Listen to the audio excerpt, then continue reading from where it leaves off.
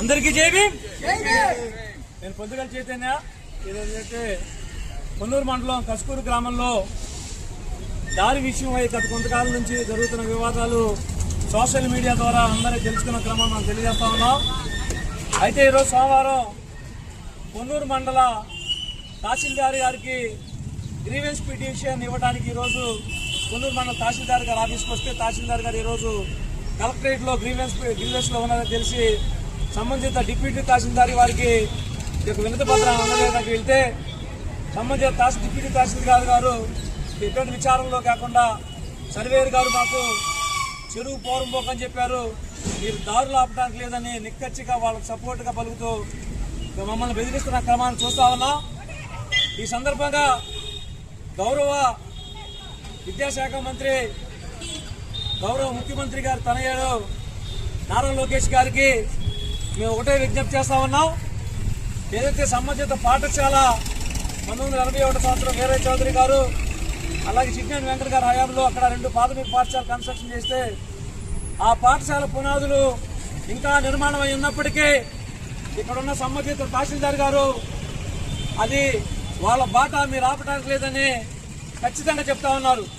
అయ్యా మేము ఒకటే చెప్తా ఉన్నాం పెద్దలకి, సంబంధిత ఒక దారి మీకు నిజంగా కొంచెం దాంట్లో ఏమైనా హక్కుంటే పిల్లలు చదువుకునే పాఠశాలల మీద ఏంటి మీ రాజకీయాలను అడుగుతా ఉన్నాను. పిల్లలు స్కూల్లో నుంచి అకస్మాత్తుగా బయటికి పరిగెత్తుకుంటూ వస్తే వారి మీద ఏమైనా వాహనాలు ప్రమాదం ఉంది కాబట్టి కన్స్ట్రక్షన్ చేయమని అడిగితే ఇప్పుడు దారి వివాదం అని రాజకీయం చేస్తారా?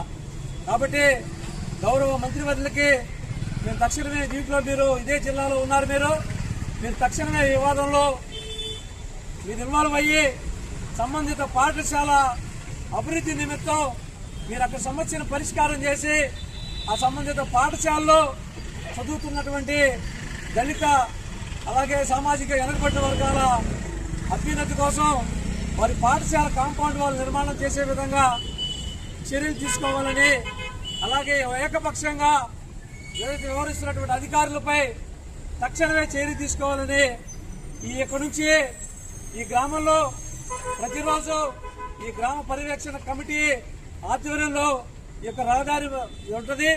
ఎవరైతే మేము దారిని మూసేసామో ఆ దారి ఇక్కడ నుంచి మూసివేయబడే ఉంటుంది.